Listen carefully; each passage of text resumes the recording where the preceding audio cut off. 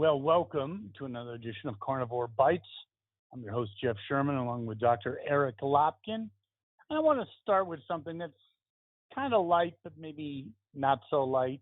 You know, we talked about, we're not the only ones, about go woke and go broke. I think I've added to that, and that's is go woke and choke. The women's soccer team blowing it. And also, not even that, but tying an opponent, I don't recall off the top of my head, that they should have easily defeated, instead of going into the locker room and kicking the lockers and whatever, getting pissed off, they were taking selfies and signing autographs for the fans. So I don't think a lot of Americans really gave a shit that they lost. In fact, I think behind the scenes, a lot of people were happy that weren't woke themselves. Yeah, I mean, first of all, and I know there's a segment of the audience that will get annoyed that I say this, but it's soccer. Who cares? More than that, though, the women's soccer team has been so obnoxious. That's my I point, mean, yes. yeah, it's Just like they need to just shut up. They're talking and go about away, how, and I'm glad they oh, lost. yeah, they're And talking then when about they how lost to there's no Sweden, big deal. Yeah, there's no big deal about trans men playing on women's team because they don't have an advantage. The U.S. women's soccer team, again, prior to this, won 2 World Cups. So allegedly the best women's soccer team in the world. They lost to a bunch of high school boys. So saying that there's no advantage to being male, they have no basis for this. They're just, it's a woke team. They want their moment in the sun. And you know what? They're over. Go away. and they squandered it too. They were never happy. They didn't put their hand. First, they didn't. Some of them didn't kneel or did kneel, and they didn't put their hearts. You know, the hand on their hearts. Total embarrassment to the United States. Whereas Sweden, the team they should have beaten when they won, were just singing patriotic songs. Good riddance. How does that sound? Exactly. It's like, hopefully, we won't have to hear from them again. This was an embarrassing loss, as well it should have been, because you know what? Maybe they should have been practicing more and preaching less. That's it in a nutshell. And worrying about, all these extracurriculars, I think it would have been better to take a ball and how about kick it and head it. There you go. And we have riots in New York City. An influencer, a social media influencer, put out the word that they were giving away free PlayStations.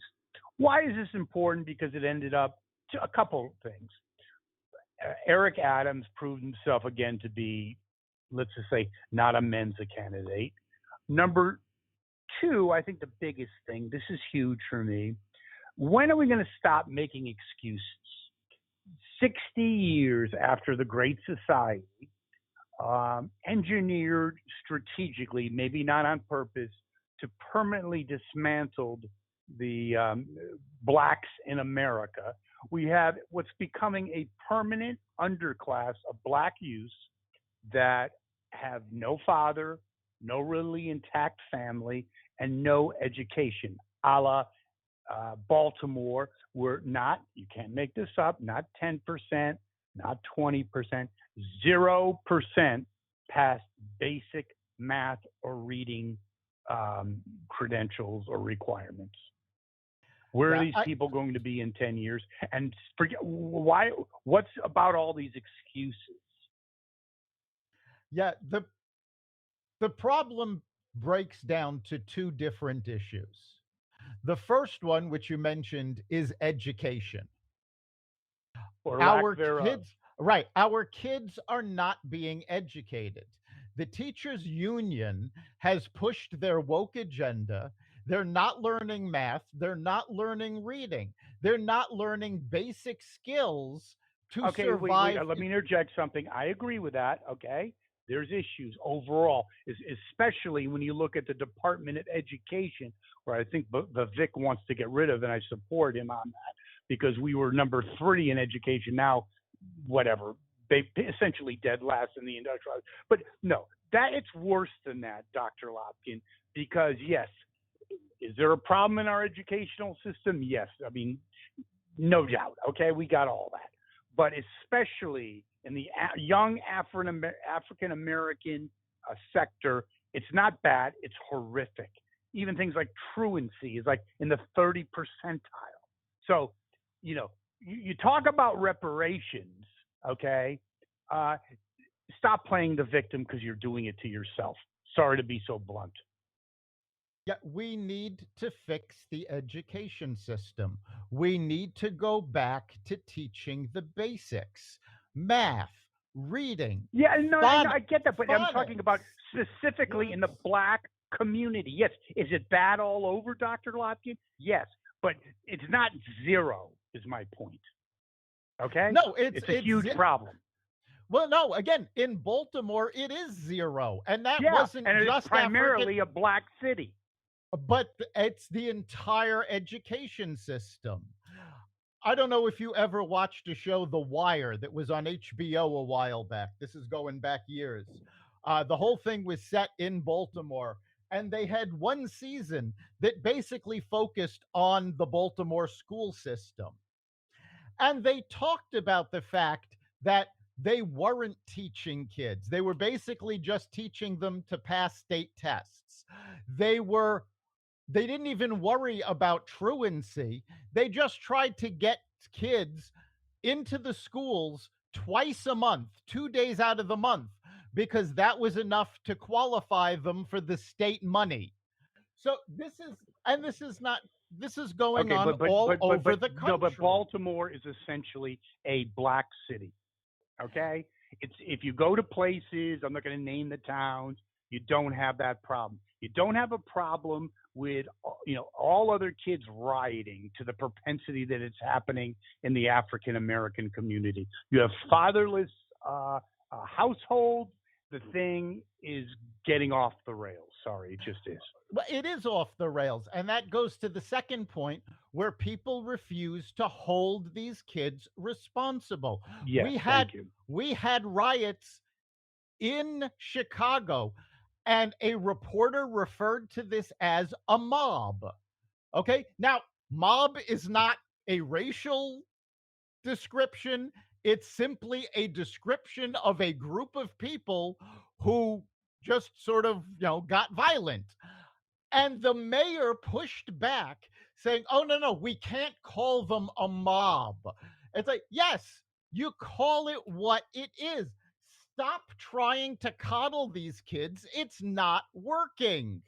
Arrest them, give them a criminal record, and force them to stay in the damn schools and fix the school system.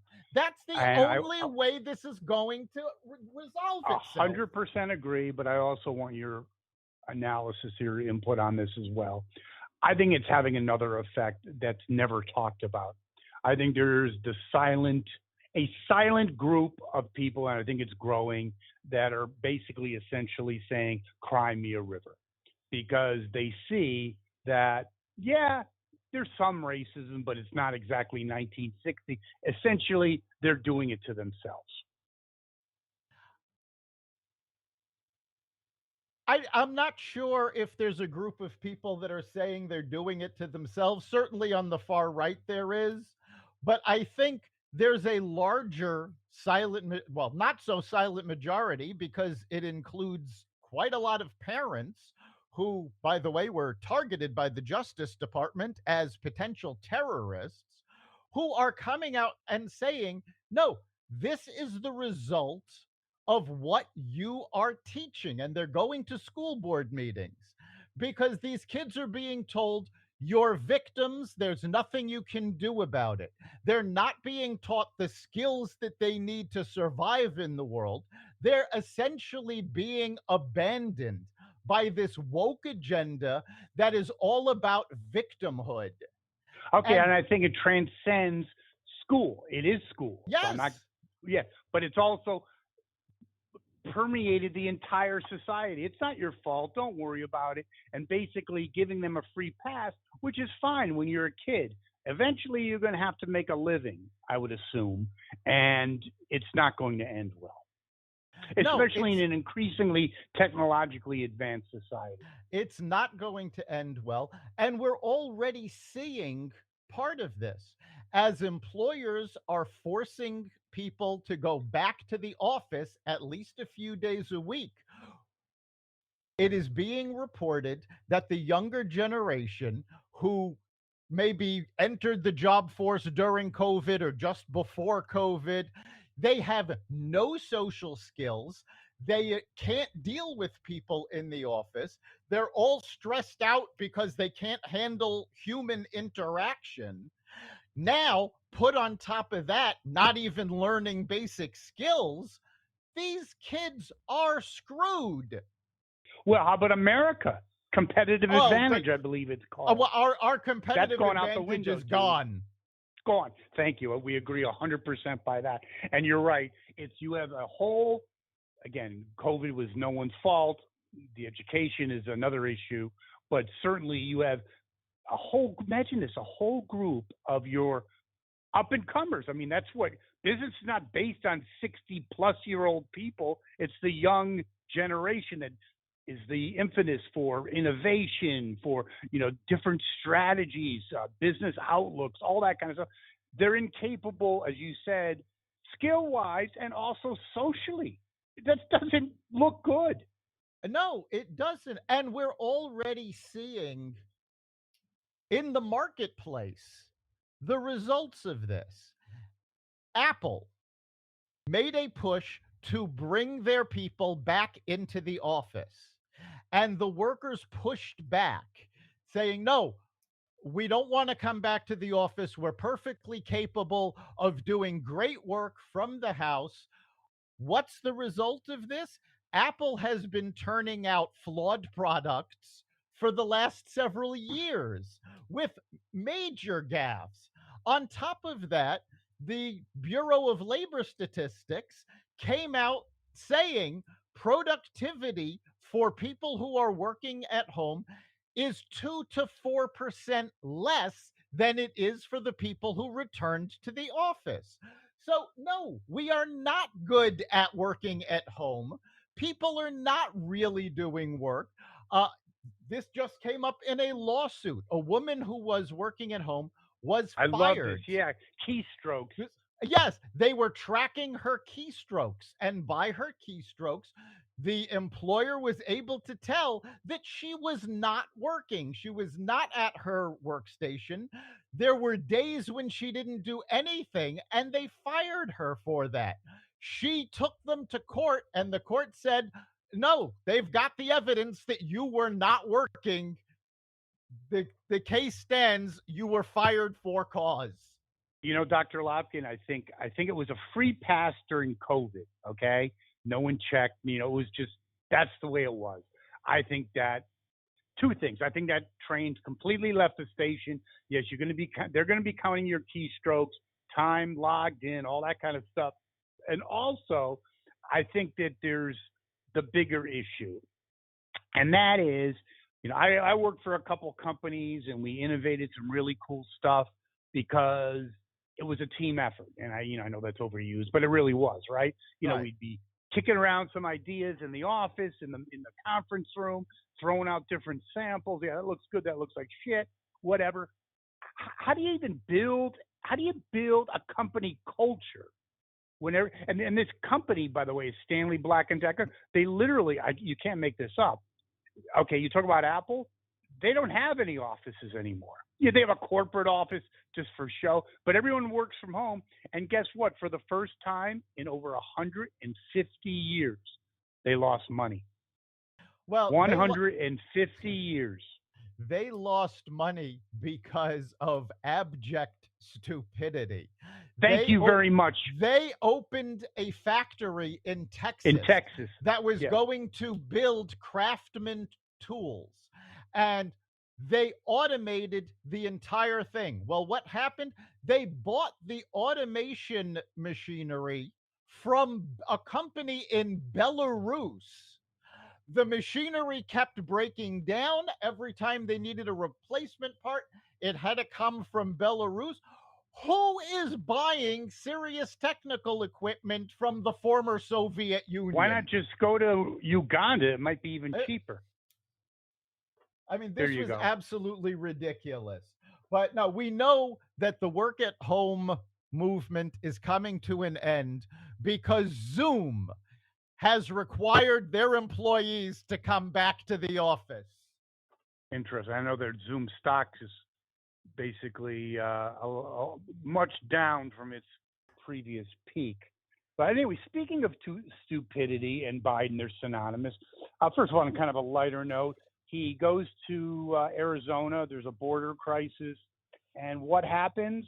He does not address that or even go to the border, but he does a hard hitting interview on the Weather Channel. But even in that, you couldn't understand a friggin' word. I mean, I have no idea what he was talking about. He's like, yes, we have declared a climate emergency.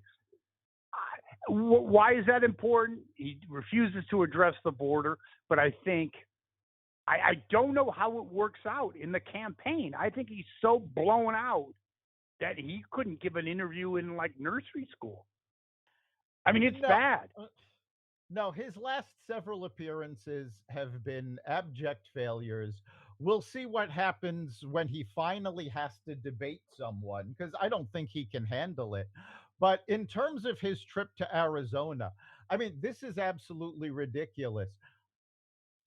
The federal government is giving New York City $12 billion to deal with the migrants that have come to New York, which of course completely set off Kirsten Cinema, because they're not giving Arizona and Texas anything.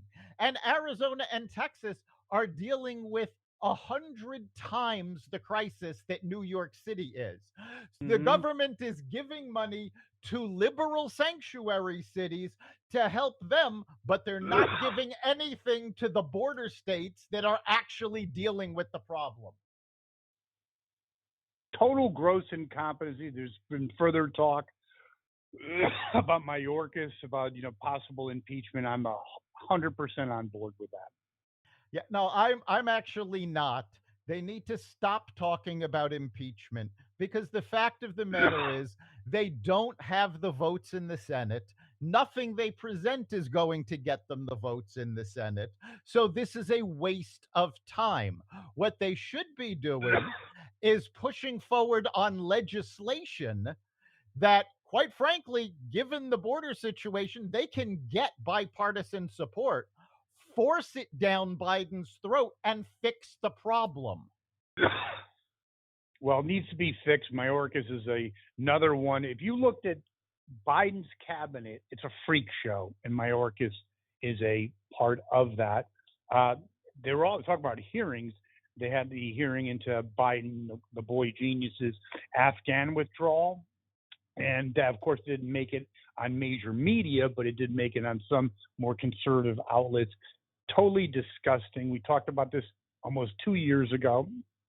He went up to a grieving mother at the time, still grieving, obviously, and says, Jill and I know how you feel. Bo came home in a flag draped coffin. A lie, and how heartless. If you're going to lie about bullshit that you were like a UPenn professor, even though you basically know, I don't know how he even got a law degree. And by the way, I'm sorry to say Syracuse isn't exactly Yale Law School, but we won't go into that. So how do you do that to a grieving mother? And more importantly, I saw a great news segment, great little editorial segment last night about how sick this guy is, Biden, that he continuously parlays his tragedies into his own advantage, starting with the car crash. He said it was the truck driver that hit the car was drunk. He was not. Just this guy's a cold son of a bitch, including the fact he's looking at his watch while while the coffins are getting sent off the plane. Well, he has always been an egocentric asshole. Nobody Yes. counts but him. Everything he has done has been to benefit himself. Now that he's got dementia, I don't even know that he's aware that other people are around, never mind that they matter. The hearings were a travesty. There was nothing that any Democrat could say to defend that pullout. It was an abject disaster. And now, not only did we hand Afghanistan over to the Taliban, we are sending money to the Yes, Taliban, which is billions. obviously not getting to the Afghani people. It's being used to fund terrorism. So we handed them a safe space. We're giving them money that's going to come back when there's a terrorist attack here in America. I would agree with all of that, Dr. Lopkin. But again, it's not. It's funny. Well, it's not funny. It's tragic. I mean, how dumb can you be? And I blame the press because no one probably even knows about it to give terrorists money. I mean, and the other thing is, I mean, what really bothers me and keeps me up at night actually is we cannot afford another 4 years of numbnuts. Usually, you can have a president. You can have Obama. Was he the greatest? No, he wasn't. But America, it would survive. I'm not so sure with this idiot. This Well, guy is that stupid. I don't actually think that there's a danger in him serving another 4 years. I think there's a danger of him winning the election and Kamala serving for 3 of those Okay, years. no, that's better, and you've clarified it. But Yeah. him winning the election, holy cow! And No, that's why Trump pisses me off because he's the only one who can lose. Yeah, it's absolutely ridiculous. And of course, they're making all of these excuses. We have two people in charge that don't have five functioning brain cells between them. And now the story out of the vice, oh, it's because she's a black woman. No, it's because every time she opens her mouth, she says something moronic. The same thing with Biden. It's not the problem that, oh, he's a white male. He's got almost as bad an approval rating as she does. And Jake Tapper, and oh, I didn't catch the reporter from NPR who he was talking with on a CNN panel.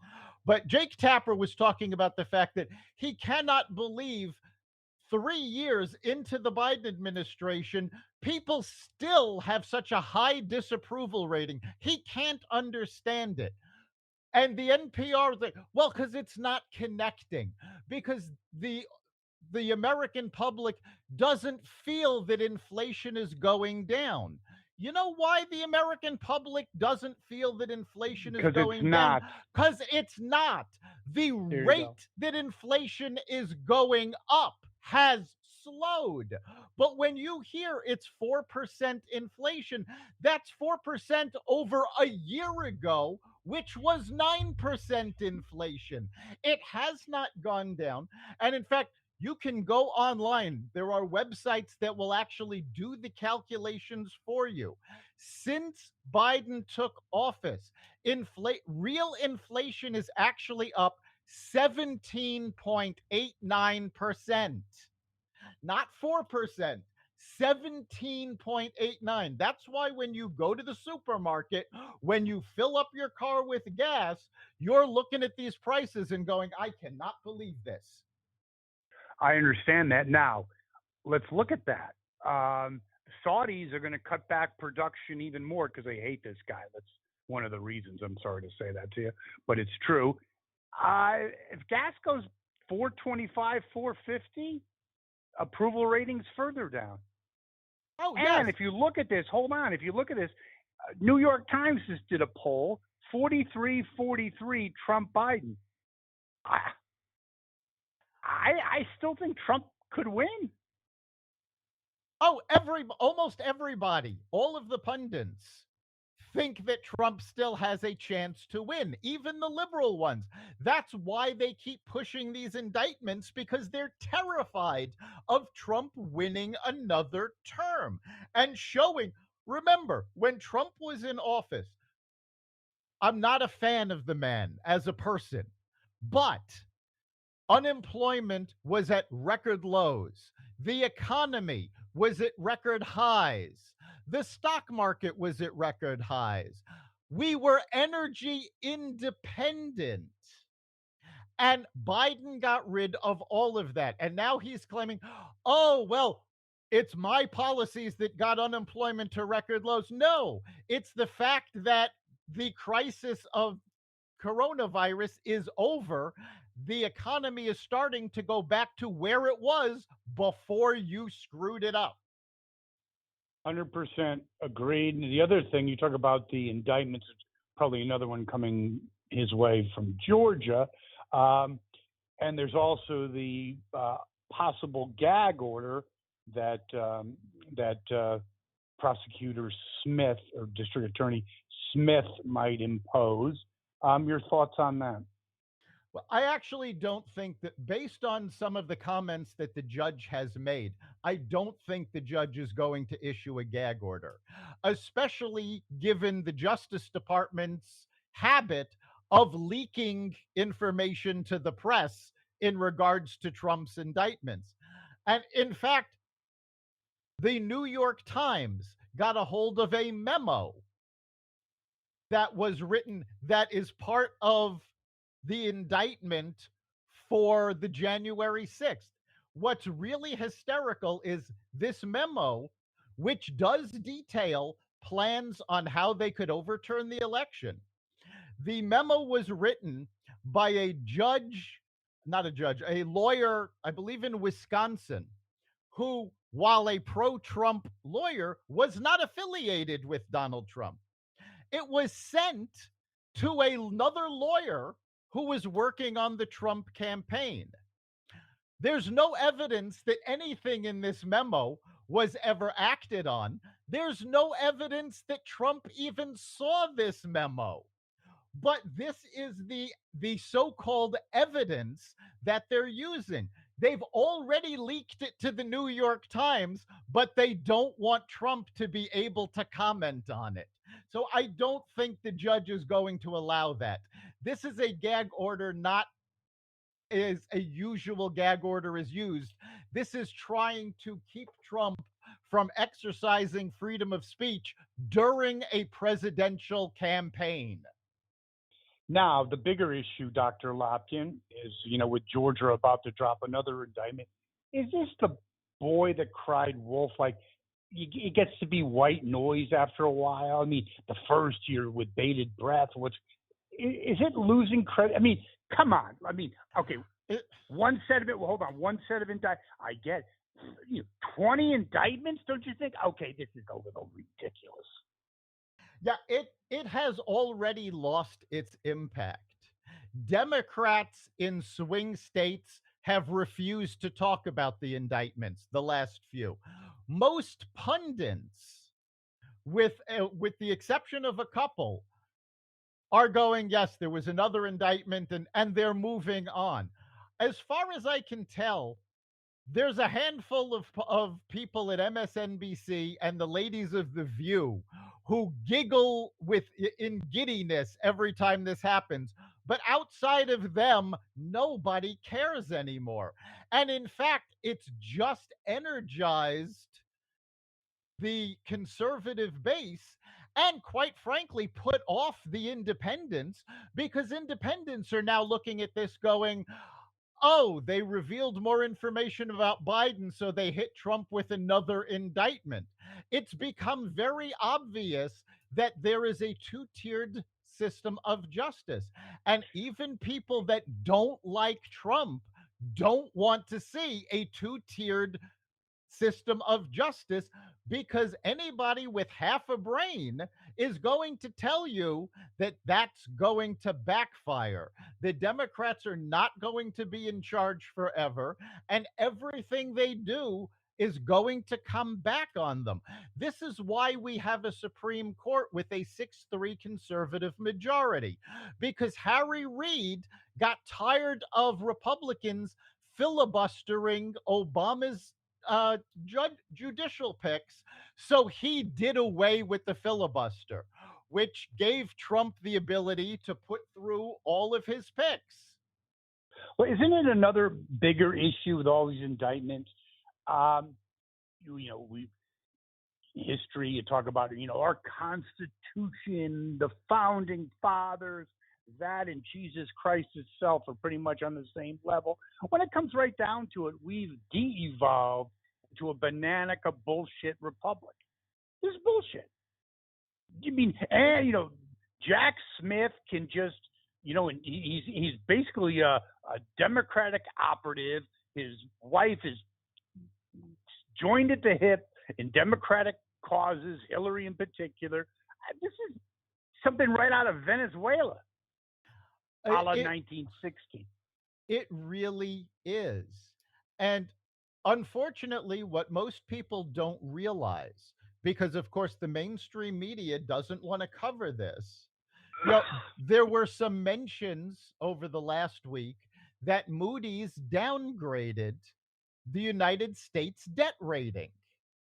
Well, Biden made a comment that this is, the Republicans' fault because they didn't want to raise the debt ceiling. It's like, no, if you read the notes that Moody's put out, it is because of this political infighting and the indictments and the fact that this is going back and forth, tit for tat. And that is what is eroding confidence in America. It has nothing to do, well, I mean, it has something to do with the debt ceiling. But the fact of the matter is, it's not that the Republicans didn't want to raise the debt ceiling. It was, and they said this in the notes, that the government seems to want to just keep increasing spending without any concern about how they're going to pay that money back. And I think that is an actuality. That is a fact. Again, looking historically, I remember the debt in the 1980 was $500 billion, $500 billion. They thought that Reagan thought that was an outrage. I think when Reagan left office, remember how he foolishly increased the debt? The debt was probably maybe $3 trillion. I mean, 10 times that, over 10 times. It's unsustainable. And yeah, I'm surprised we have that higher rating. Now, you talk about the indictments. James Comer has basically released more documents today, and there's about 20 million going into bank transfers, the Biden crime family. I feel, in spite of the corporate mainstream media, this thing has to have legs eventually. It has to. And what Comer released was a memo detailing the findings of the committee with screenshots of the bank records. So they had, now the bank records were partially redacted, but they have released the bank records showing the shell companies that the Bidens set up, showing the 20 million being funneled to the Biden family. You cannot say, oh, well, they don't have anything. They have released the evidence. It is online for anybody to look at. So, except for the mainstream corporate media. Right, of course, they're going to ignore this because it doesn't match their narrative. Now, I have to wonder, isn't there a responsibility to report the news? Well, if they were actual news organizations, they would, but they're not. They're propaganda organizations now. Now, what I'm wondering is, because it was released today, specifically this morning, does that mean the Georgia indictment is going to hit tomorrow? Because every time more evidence comes out against the Bidens, they hit Trump with another indictment. I would have to say, unfortunately, you are correct. Well, you know that President Biden was on the Weather Channel. And speaking of weather, I don't really think of leftists as that industrious, but there are some, because now you have something called, that sprung up, climate change therapists. that are people that can deal with Generation Z or whatever, who are so traumatized by rising temperatures that they need a therapist. Your thoughts? Yeah, I mean, on the one hand, I applaud the people who are doing this because they saw, I'm a business coach. These folks found a niche. They're making money off the niche. Good for them. I think it's a sad statement that anybody needs this. If you are that traumatized, please just, you don't need a climate change therapist. You need a therapist. Thank you very much. You need to put your big boy pants on, grow the hell up, and face the world. And it is And, and this goes back to what we were talking about with the education system. Less so K through 12, but more the college system, where there has been for over a decade this focus on, well, they need a safe space. They need to not deal with things. It's like, no, they need to get tough. They need to learn what the real world is like and how to handle it. Dr. Lopkin, may I share with you the real focus of today's college? It's Go called ahead. equity. Yeah. Equity. No, not achievement, not excellence. It's equity, which really means dumbing it down to the lowest common denominator. Just thought I'd throw that in there. But Yes. no, you have even really good schools that were once focused on excellence, like even stupid stuff like halftime commercials. Just hear me out. You'd have, I'm not going to name the university, XYZ University, and they'd say, number 3 in, biotech, number 4 in. Now, that same school is diversity and inclusion. Oh, my God. Now, the question is, how are they going to change now that the Supreme Court said they can't use race as a factor in admissions? And No, it's all the whole. It's still more of like a safe space kind of mentality. Inclusion. No one's ever going to be offended. Don't worry about it. We respect anything. It's just nothing about education as America loses its competitive edge globally. It's all about feeling good and inclusion. Don't worry, you flunked the test, but you know what inclusion really means? No one flunks because everyone's included. Sorry, just telling you. That is the problem with these equity programs. They completely failed to raise up the folks that needed it. So, in the name of equity, they're pushing down the folks at the top. And that doesn't And that help even gets anyway. back to George W., who I thought was a crappy, shitty president, about no child. Guess what? Some children should be left behind. You don't dumb things down so some knucklehead can pass. Sorry. I'm gonna go back. No Child Left Behind was a horrible program, Thank you. the idea behind it was correct. You don't leave children behind. It is the job of the educational system to figure out how to help those kids. When I was in elementary school, the smartest kids were given extra work to keep them busy. And part of what we had to do was to tutor the slower kids and help them pass and work with them. A rising tide raises all boats. We need to raise the tide, And not that's we're push saying it people different down. ways. We're not saying we're saying it different ways, but we're essentially agreeing. That's it. So you're taking away aspirations and trading it into mediocrity. That's what's going on. Exactly. And we are seeing this effect. We're seeing it in business with this new generation of, oh, I don't want to go back to the office. I don't want to have to work that hard. The United Auto Workers Union just served the big 3 automakers with contract demands.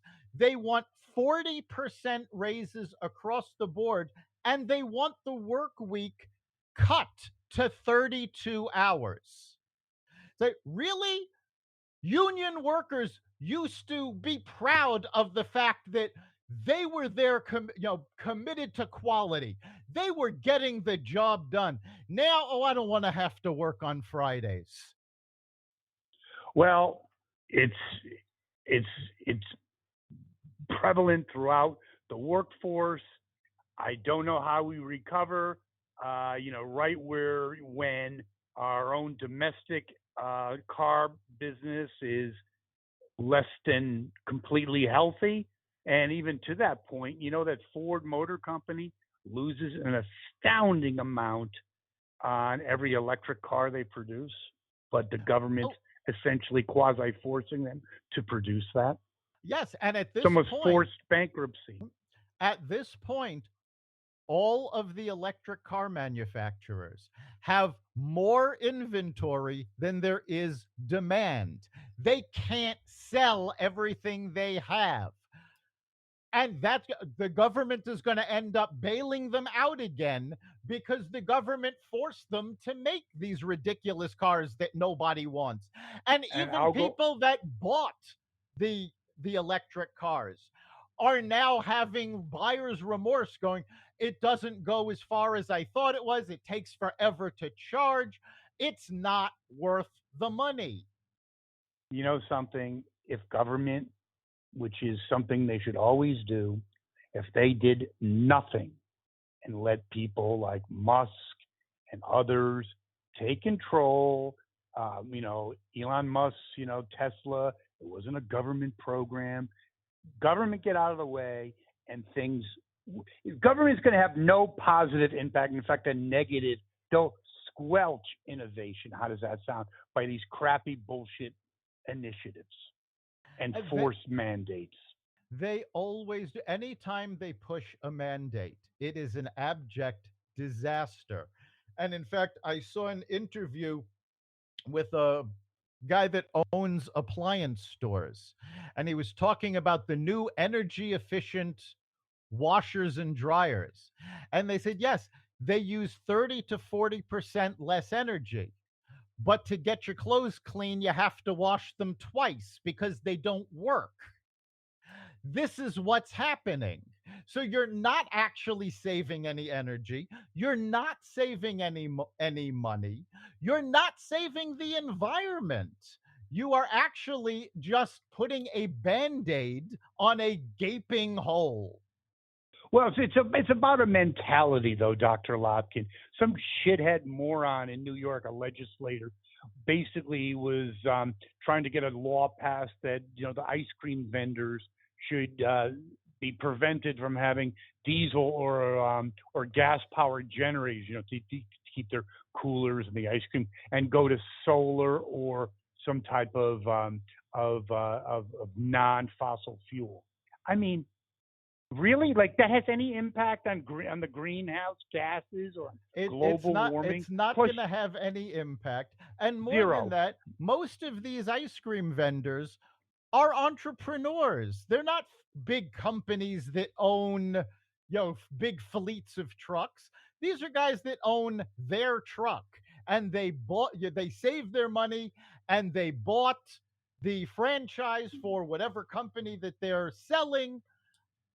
They can't afford to convert to a Yeah, but solar if you went to power. NYU and your daddy paid for it and you never really worked, and now you're in the New York City legislature, you've never really worked a day in your life. You just think money because daddy gave you everything. So why shouldn't these people just have money? Doesn't everyone just have money?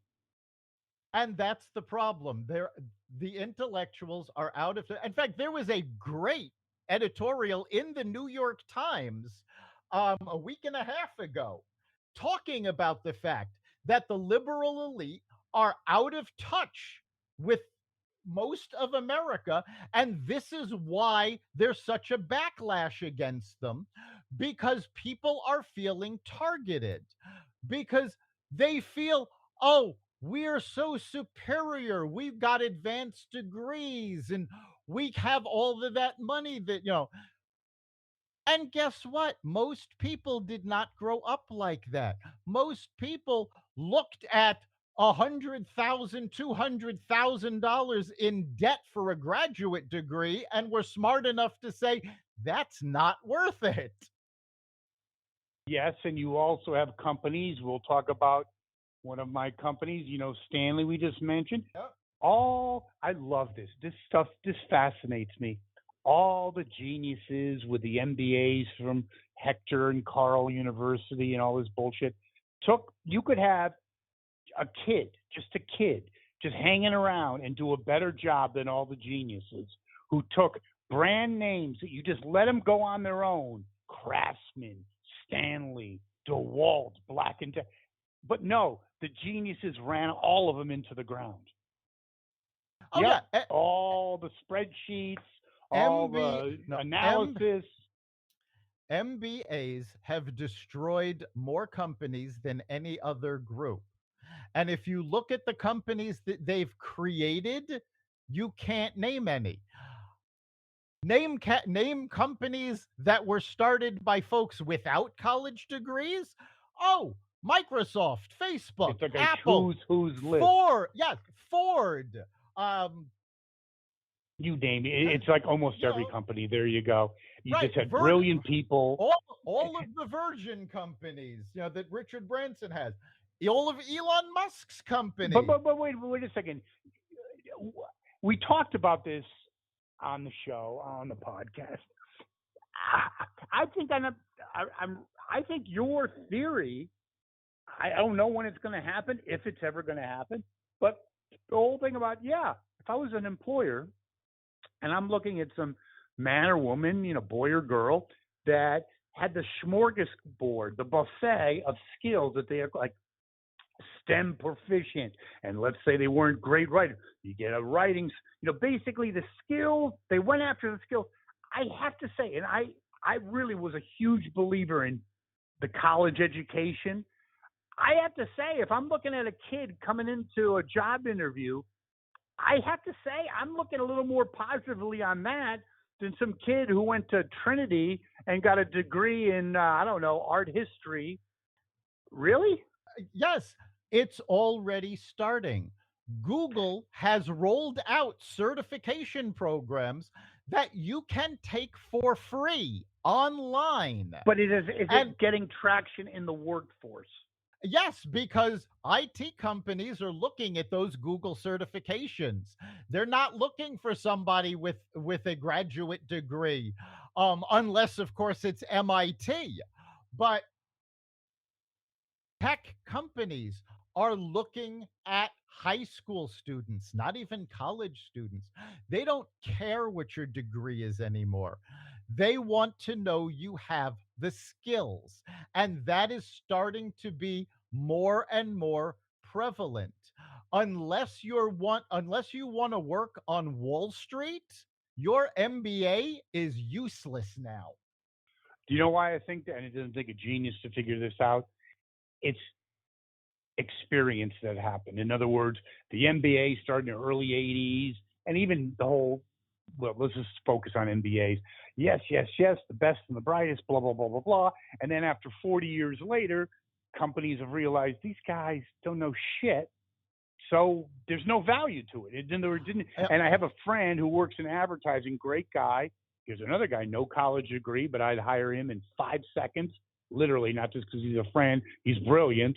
And he has a whole thing. He goes, beware of the unintended consequences of an Yep. MBA. They can take, and I've been there, they can take going to the bathroom like launching the space shuttle by the time a- they're done with it. Absolutely. I worked as a contractor for a pharmaceutical company back in the early 2000s. And I was there for 18 months. And the woman I reported to was a newly minted MBA, and she didn't know anything. And when I left at the end of the 18 months that my project lasted, I asked for an evaluation of the work. And I got a great evaluation of the work. And she said, the only complaint that I have is that whenever we talked, it always felt that you were trying to teach me. And all I could think was, well, if you'd been doing it right in the first place, I wouldn't have to be teaching you. There you go. Yes, I can Now, completely understand that. Oh, the speaking of upshot, hang on a second. The oh, go. upshot of the story though is that I went back to that pharmaceutical company for another project that was basically a continuation of the project that I had led in the first place. Not only was this woman gone, she had basically gutted the department. It was a complete failure. Surprise, Yeah. surprise. Yeah, it doesn't surprise me in any way. Um, let's see what else we have here. Oh, speaking of excellence, the Oakland Fentanyl Island. Have you heard of that? It is an island. You cannot make. It's like that movie you were around then, 1981, Escape from New York City. This is all an island that's part of Oakland. Okay, thank God the A's are moving out, which is literally So are a the Raiders. precursor. What? And the Raiders, they're And already the gone. But Raiders. yep. Um, it is a precursor, hopefully not, of what cities are becoming. It's a literally escape from New York City. It's fires, drug addicts, um, everything you could ever imagine in an island, on an island. And essentially, it even gets worse than that because they've had, and it's been going on for a while, they have activist groups, right? They're getting paid. So they give them a couple $100,000. They're going to do that. And nothing, it's all a scam. Nothing happens. They're going to do this. They're going to do that. It's just a living hellhole. Yeah, and And this it's is under what is happening. Gavin Newsom is ultimately responsible, the person that just voted for to legalize pedophilia. So he can't be too bright, can he? No, he can't. This guy thinks he's going to run for president. And on Monday, he signed a bill saying that pedophiles would not be prosecuted if they were within 10 years of the child's age, which means a 20-year-old can be having sex with a 10-year-old and face no consequences. This is what has happened to California. This is what has happened to San Francisco and Oakland. We're starting, I mean, take a look at the cities: San Francisco, Los Angeles, New York, Portland, Chicago. These used to be the crown jewels of America. Well, wait, let And me they, interject one thing. A friend of mine went to Austin, used to be the oh, Boston, and he was shocked. It's like a living shithole now. 10 years ago, I was actually looking into moving to Austin. And thank God I never did, but I took them immediately off the list when their city council defunded the police. And since they did that, this city has fallen apart.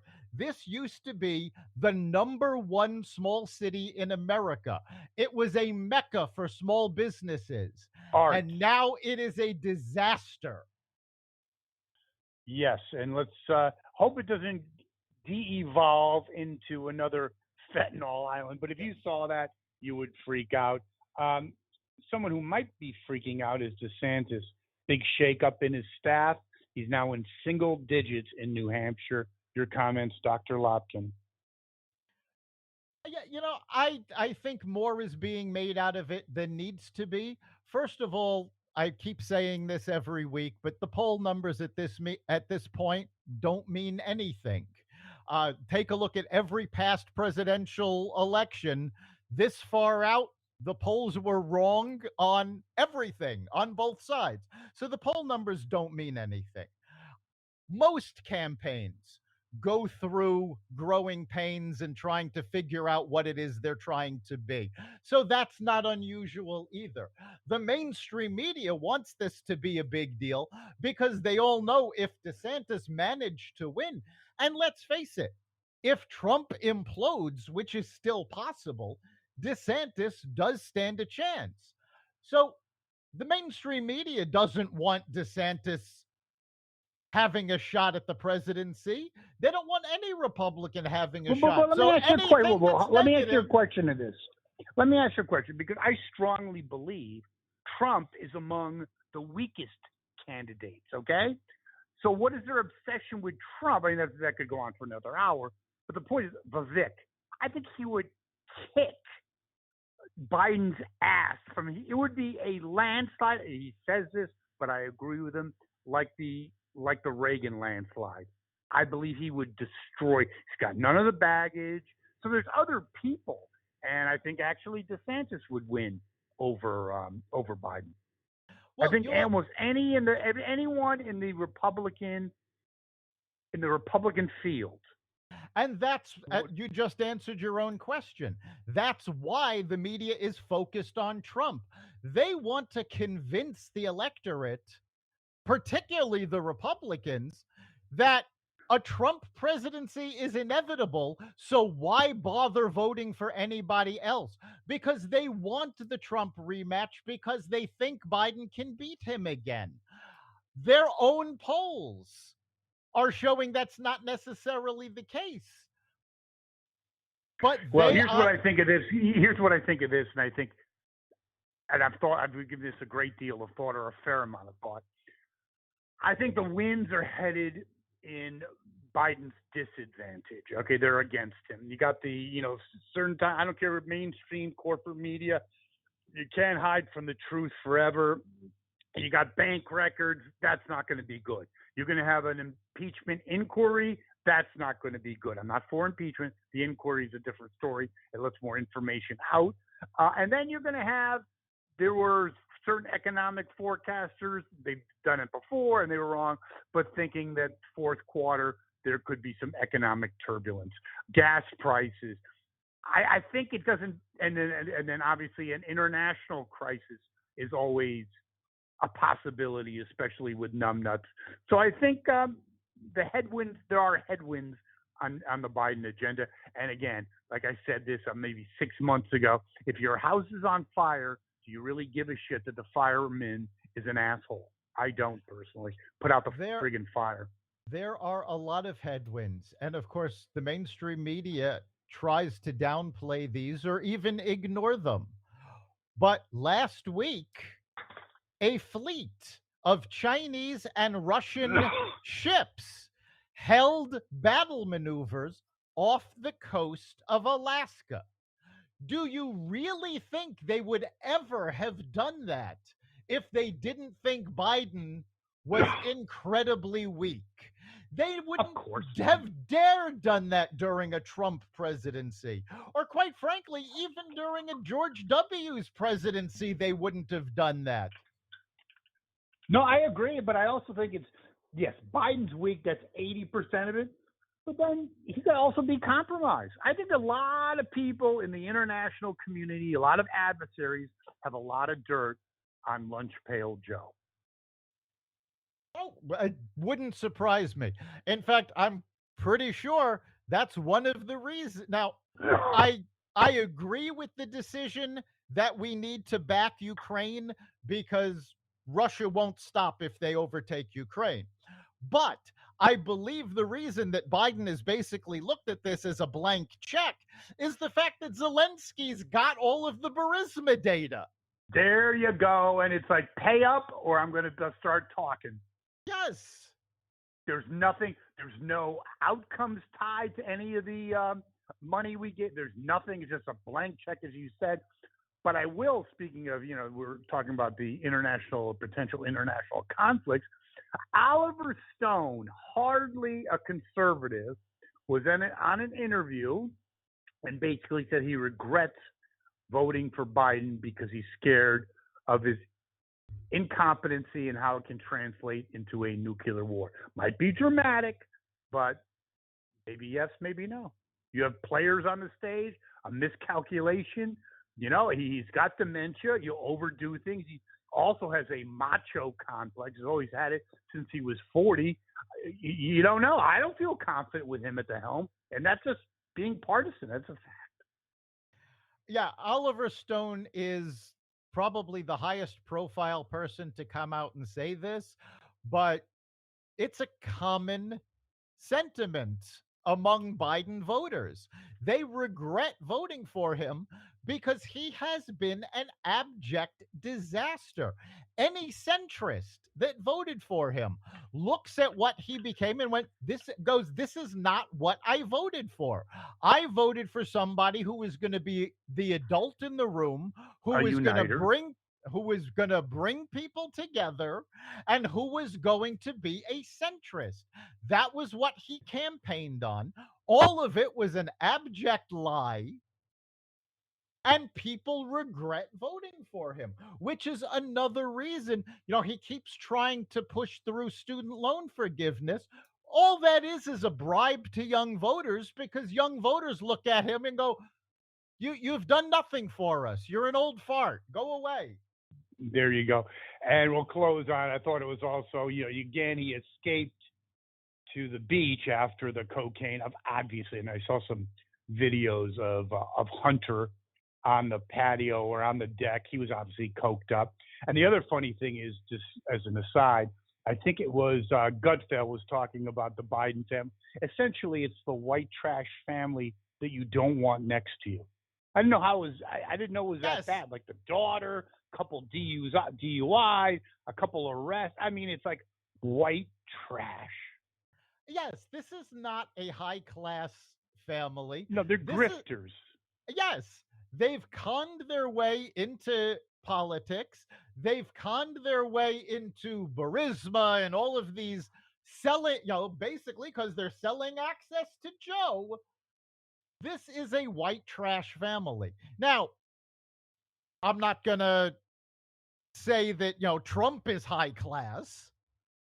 And I'm certainly, there's certainly nothing wrong with a middle class politician making good. But That's not white trash. That's perfect. That's right, the American but dream. but the Biden family, this is an abject travesty. Essentially, they have conned the American people for the last 50 years. And Yeah, but they then they had still the think, biggest con, though. They had the ultimate con because living in Philadelphia when I was working down there, uh, Biden, I'm talking in his 40s, whatever, was a joke then. I mean, he was only got it because I think Clyburn gave him South Carolina and the Democratic apparatus.